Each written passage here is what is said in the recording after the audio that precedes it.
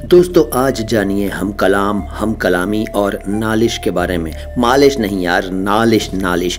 हम कलाम का मतलब होता है बातें करने वाला, किसी से बातें करने वाला, और हम कलाम होना बातें करना। एग्जाम्पल सुनिए, लिखने का काम ख़त्म करने के बाद वो मुझसे हम कलाम हुआ। इसके बाद हम कलामी, इसका मतलब है आपस में बातें करना, बातचीत, वार्तालाप, म्यूचुअल डिस्कोर्स, कॉन्वर्जेशन। और इसका एग्जाम्पल, आपका ये हम कलामी का अंदाज़ बहुत खूब है। इसके बाद नालिश, नालिश यार, मालिश मालिश करे जा रहे हो, नालिश नालिश एन से। और शिकायत कहते हैं नालिश को, मुकदमा भी नालिश कहलाता है। दावा ठोंक देना, अभियोग, फरियाद, जुल्म की शिकायत, वाद, आर्तनाद, दुहाई।